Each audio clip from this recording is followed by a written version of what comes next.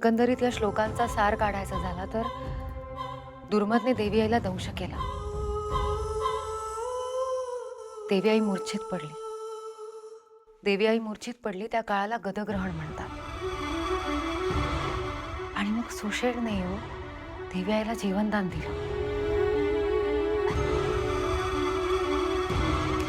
असे गदग्रहण दर युगी एक होते. म्हणजे प्रत्येक युगात देवी आई मूर्छित पडते. मग प्रत्येक युगात सुषेण मदतीला येत असणार. आणि असंही असू शकतं की देवी आई मूर्छित पडली तेव्हा सुषेणने येऊन विरूचकापासून तिचं रक्षण केलं आणि ती मूर्छित असेपर्यंत तिच्या बाजूने युद्ध लढलं. मी तयार.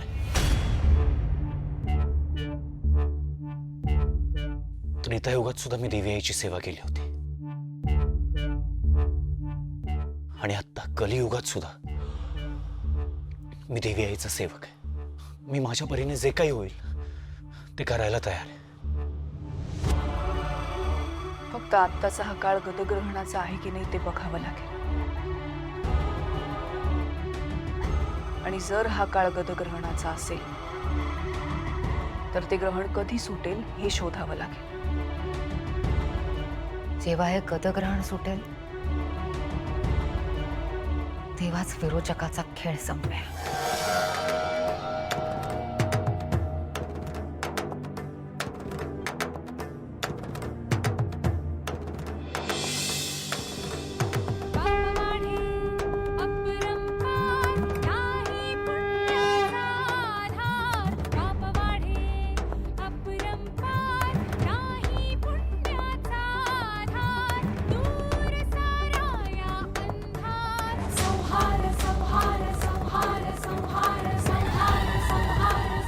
मला माफ करशील असं नाही विचारणार मी, कारण तुझ्या मुलीकडून चूकच तशी झाली. तुझी मुलगी सामान्य मनुष्य आहे ग. तिची पोच तेवढी नाहीये की ती आईची लीला ओळखू शकेल.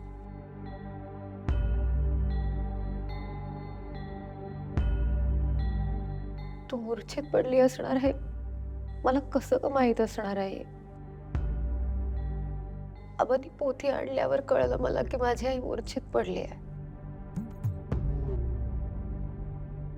आणि मी म्हणत होते की देवी आई निष्क्रिय का झाली आहे, ती काही मदत का करत नाहीये. मला पश्चाताप होतोय माझ्या बोलण्याचा.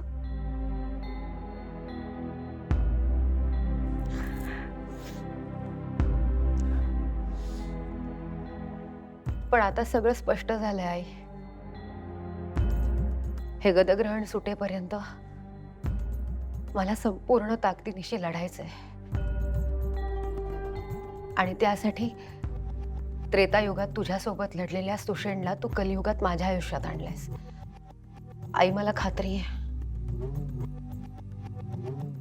हे कालचक्र नक्की फिरणार.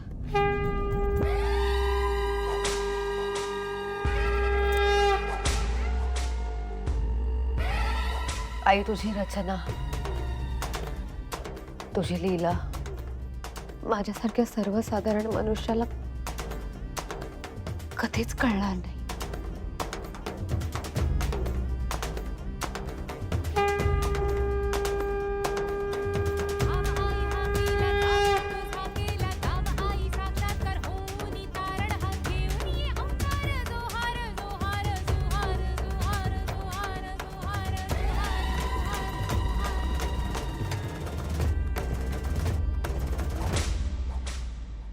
फाल्गुनी सावकाश, अगं काय निवडतेस हे? नीट निवड ना, किती घाई. काकुबा मारे शॉपिंगला जाऊ छे. ओय हॅलो हॅलो एक्सक्यूज मी. काय कसलं शॉपिंग कसलं शॉपिंग? हा आपण परवा जाऊन आलो ना शॉपिंगला. काही शॉपिंग वगैरे नाही. हॅलो, मूड से मारो शॉपिंग करवानो. ओके हे तन्मय ऐक, ते जरा आपल्या एरियामध्ये बघ कुठे बंगला मिळतोय का विकत एक.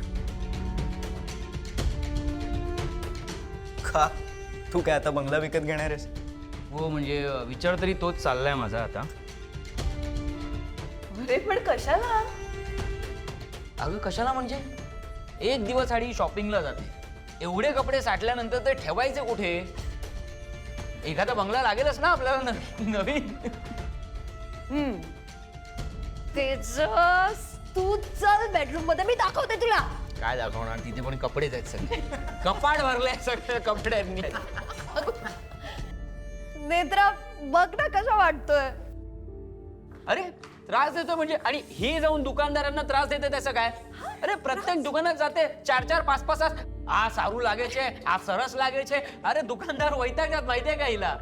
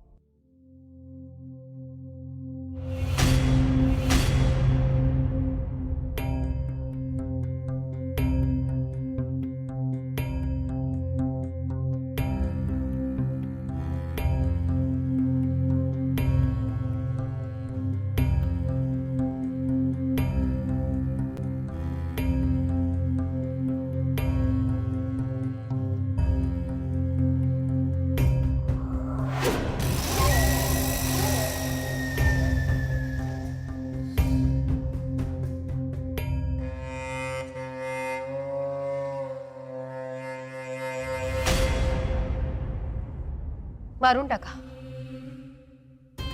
थांबू नका. खरंच खरंच मारून टाका. एकदाच संपवा स्वतःला. निदान त्या विरोचकाच्या त्रासातून तरी मुक्त व्हाल.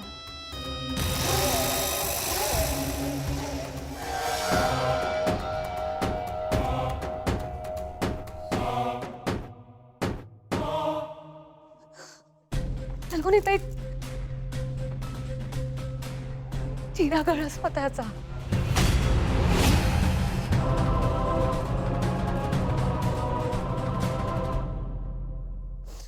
जोरात गळे दाबा, मारून टाका. खरंच खरंच संपवा. म्हणजे म्हणजे एकदा तू सुटाल या सगळ्यातलं.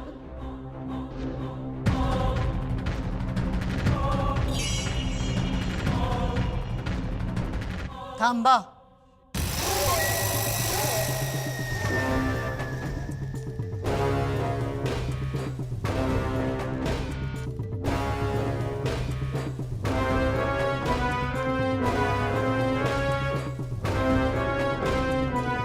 सोडा गळे एकमेकांचे. सुरे खाली घ्यायचे. हिचं नाही ऐकायचं, माझं ऐकायचं. माझे गुलाम आहात ना, माझ्या गुलामांना असं कसं मरू देईन मी?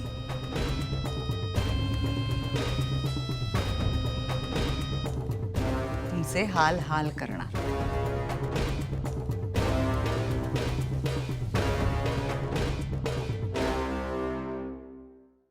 हे बघा, पट्टा आणलाय तेजसच्या गळ्यात बांधायला, आणि काही दिवसांनी असाच पट्टा अद्वैतच्या गळ्यात घालणार आणि भुंकायला लावणार आहे.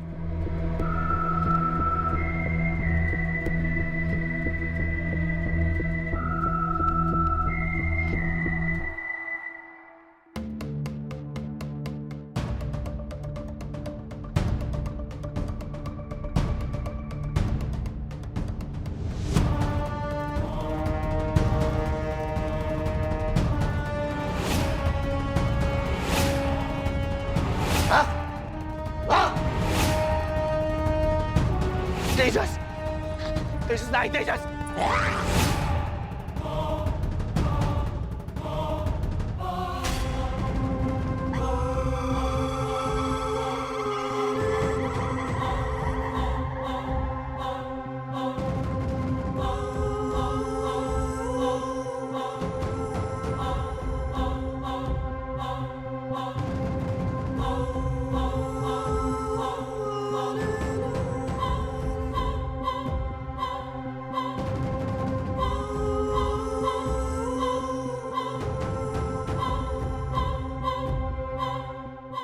नेत्रा,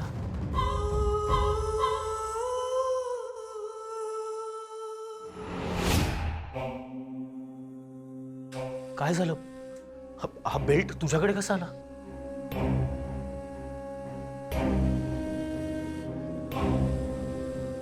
त्या विरोचकाने आपल्या कुटुंबाची जी अवस्था केली आहे ना, त्यापेक्षा वाईट अवस्था मी तिची करणार आहे. तिने आपल्या माणसांना जो त्रास दिलाय ना, तो मी कधीच विसरणार नाही. क्षणाक्षणाला माझं रक्त खवळतं. असं वाटतं आत्ता जाऊन तिच्या नरड्याचा घोट घ्यावा.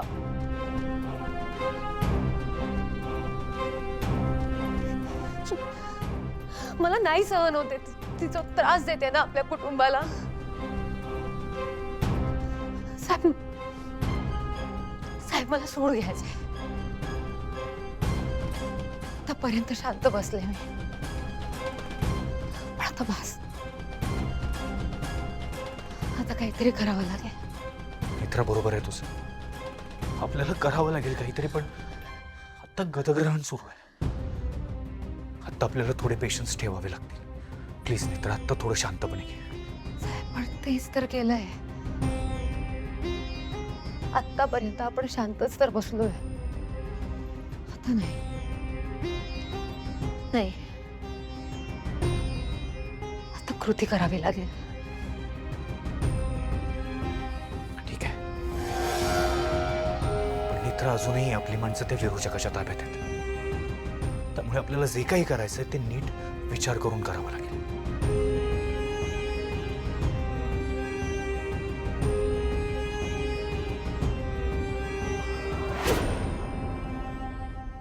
हत्या विरोचकाने वशीकरणाची शक्ती कशी मिळवली ते आपल्याला माहिती नाही,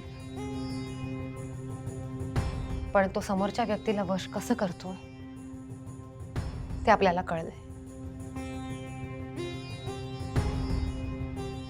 आणि जेव्हा विरोचक समोरच्याचं वशीकरण करतो तेव्हा त्या व्यक्तीचा ताबा पूर्णपणे विरोचकाकडे जातो. विरोचकाच्या भाषेत सांगायचं झालं तर विरोचक बोलतो तेच कळतं. म्हणजे या सगळ्यात महत्वाचं आहे विरोचकाचं बोलणं.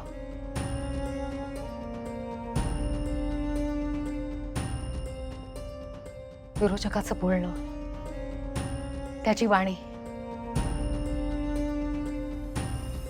त्याची वाणीच गेली तर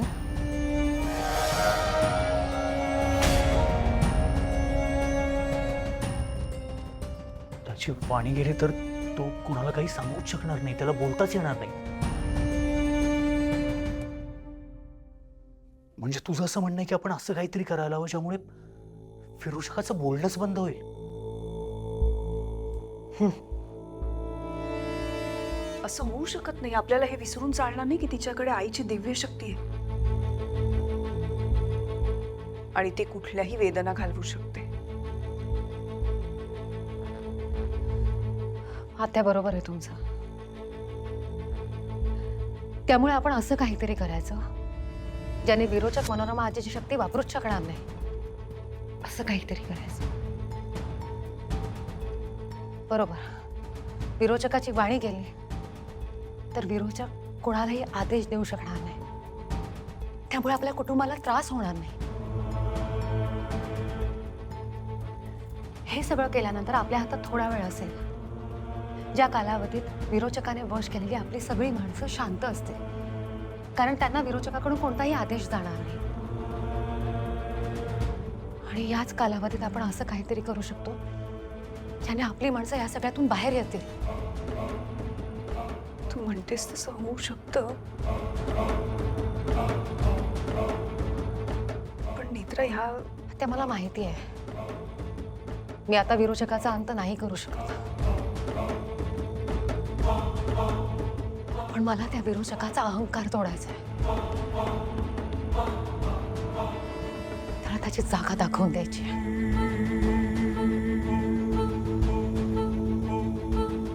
तो स्वतःला सर्वशक्तिशाली समजतो ना, मला त्याला दाखवून द्यायचंय की या जगात कोणी सर्वशक्तिशाली असेल तर ती फक्त त्रिनयना देवी आई आहे.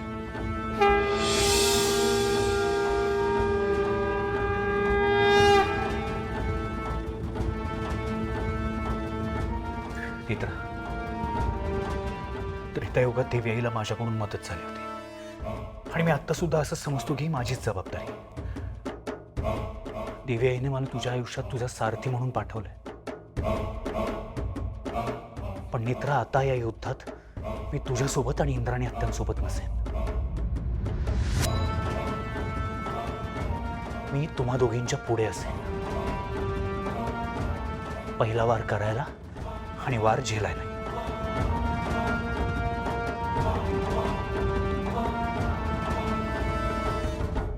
ग्रहण सर्च कर. ग्रहण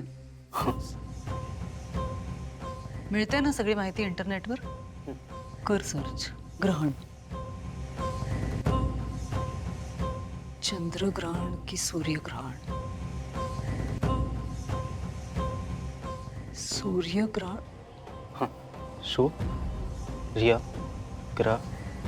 थांबशील?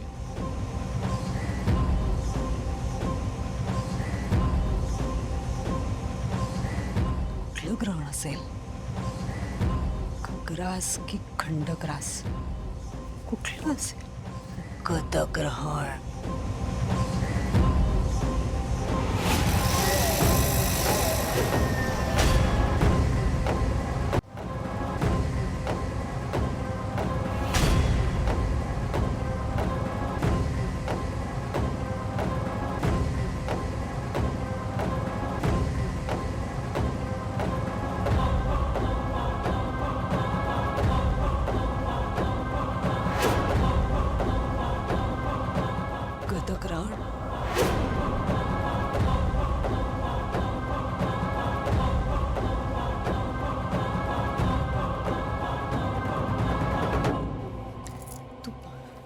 गतग्रहण. गतग्रहण.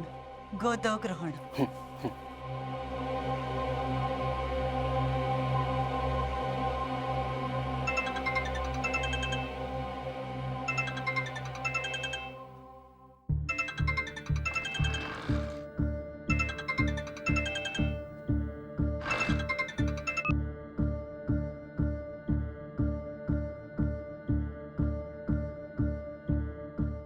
Hello sir. नमस्कार कारेकर. कोण बोलते? रुपाली. नमस्कार नमस्कार मॅडम, कशा आहात? मी मजेत. तुम्ही कसे आहात? मी मस्त आहे. शेखर सरांना भेटायचं होतं. कालपासून फोन करतोय, ते फोन उचलत नाहीत आणि बरेच दिवस झाले ते ऑफिसला पण नाही आले. त्यांची ना जरा तब्येत बरी नाही. काही महत्वाचं काम होतं का? हो मॅडम, महत्वाचं डॉक्युमेंट साईन करून घ्यायचं होतं त्यांच्याकडून.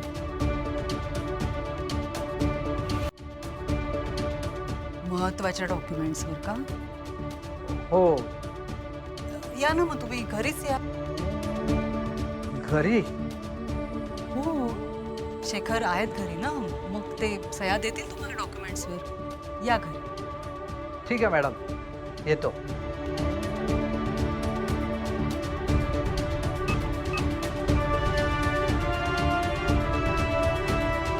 विंडो मज्जा येणार आता.